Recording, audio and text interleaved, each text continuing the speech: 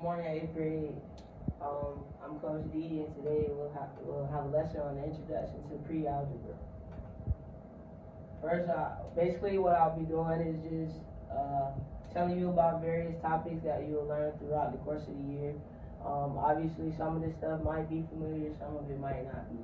So I have a few examples of each. We will do a few of them together, and then I would ask that you do the rest of them on your own time and turn them in when you bring your package back. Alright, so we'll be learning about integers, expressions, basic equations, and inequalities, and we'll also learn about the number theory. Alright, so let's see, we will solve, let's do number 3. Alright, so number 3, solve y minus 2 less than negative 3. Alright, so you're solving for y. To solve for y, you have to obviously isolate the variable, which means get the letter on the side by itself. Alright, so to do that, what would you have to do for a negative 2? You would do the opposite. You would do the opposite. Add 2 here.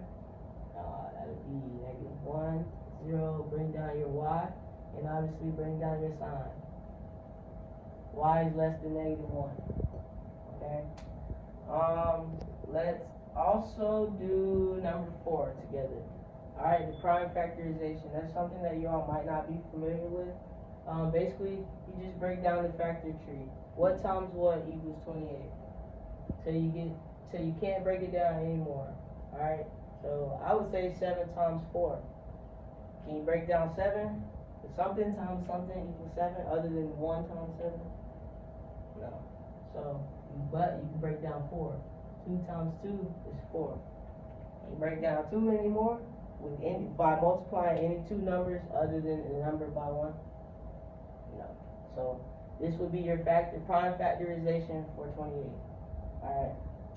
Number 1 and 2, if you could do those on your own time, I appreciate that. We'll also learn about rational numbers, operations on rational numbers, percents, and applying equations and inequalities. Alright, so let's do, I think these are pretty self-explanatory, but we could do number 1. Alright, so we're going to solve negative 6y is greater than 12. Again, you're going to isolate the variable by doing the complete opposite. So this is multiplication. So to isolate it, we'll have to do division. So you divide by negative 6. What I do to one side, you have to do to both. That cancels out. Y is greater than 12 divided by negative 6 is negative 2.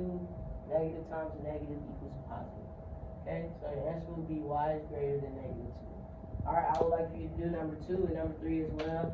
Remember, my email is attached to the syllabus as well as my office hours. Feel free to reach out to me at any time.